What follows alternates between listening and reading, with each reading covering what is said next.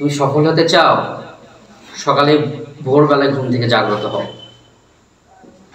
তুমি জেগে দেখো, সূর্য তোমাকে হাতছানি দিবে তোমার সফলতার জন্য।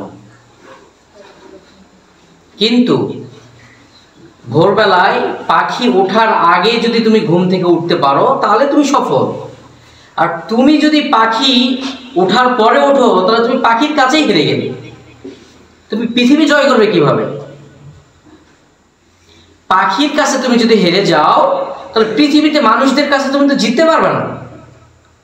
তুমি যদি পাখিদের আগেই সকালে ঘুম থেকে উঠে পড়ো তাহলে একজনকে তুমি হার মানালে, তো পৃথিবীতে তোমার সামনে তোমার এগেইনস্টে এবং তোমার ইনফর্ম যারা আসবে সকলকেই তুমি পরাজিত করে তুমি জয়লাভ করতে পারবে। প্রত্যেকটা ক্ষেত্রে পরিশ্রম কখনো মানুষকে ঠকায় না। পৃথিবীতে তাকিয়ে দেখেন আপনারা, পৃথিবীতে সবার আগে ঘুম থেকে জাগ্রত হয় হেলথ শিক্ষার্থীরা। তারা ভোরবেলা জাগ্রত হয়ে পবিত্র গ্রন্থ আল কোরআনের যার যতটুকু সবক তারা ইয়াদ করে। কখনো কি লক্ষ্য করেছেন তারা শহ শহ হাজার পৃষ্ঠা তারা কি করে ইয়াদ করে ফেলে? কিভাবে সম্ভব?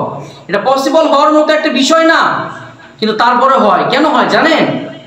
ভোরবেলা জাগ্রত হয়। ভোরবেলা জাগ্রত হওয়ার সঙ্গে কি থাকে?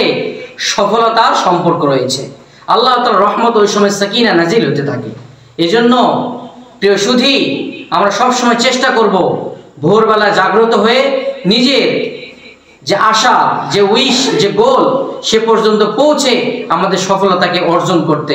রব্বে কাবা আমাদের প্রত্যেককেই সকাল সকাল ঘুম থেকে উঠে আমাদের সফলতাকে অর্জন করার তৌফিক আতা ফরমাক, স্ট্রাগল করার সঙ্গে সফলতা অর্জন করা এবং ছিনিয়ে নিয়ে আসার জন্য তৌফিক আতা ফরমাক। আসসালামু আলাইকুম ওয়া রাহমাতুল্লাহি ওয়া বারাকাতুহু।